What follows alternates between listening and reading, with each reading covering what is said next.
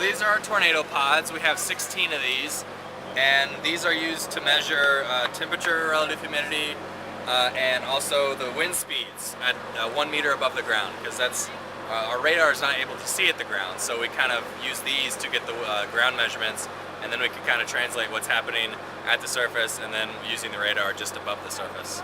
And you guys have a video camera on there, right? We do have a video camera, yeah. Just just to see if there's anything cool that may pass through the camera site.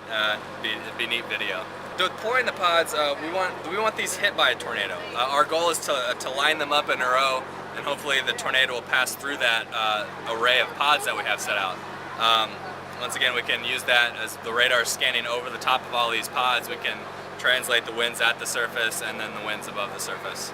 So how much does one of these weigh? One of these weighs 130 pounds.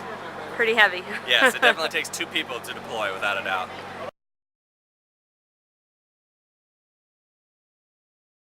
It's actually fairly easy to drive. It's more or less worrying about all the obstacles you have to keep an eye on, because you got a very expensive radar dish on the back, which sits about 14 feet high. So when you come into these cities, you really got to watch out for those low clearance bridges. So I'm constantly keeping my eye open for that. So it can be scary at times, but it's also kind of fun, because you can get people that give you some funny looks.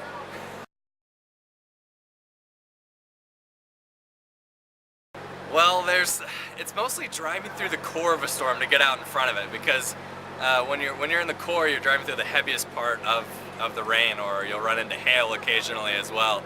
So not being able to see 5 feet in front of you with cars also around you is pretty scary. But we've got the radar up and scanning most of the time, telling us whether there's actually anything severe in there. So it's more or less making sure I stay on the road and can see what's in front of me.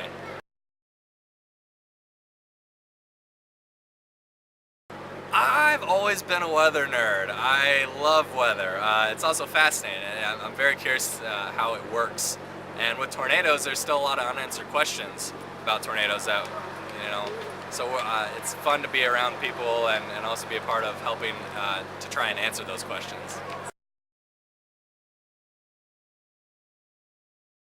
Oh, it's fantastic. Sean did an amazing job. If you love weather, Sean did an incredible job putting this IMAX film together, a bunch of great weather shots, and also the science of what we do when we go out and we chase these storms down.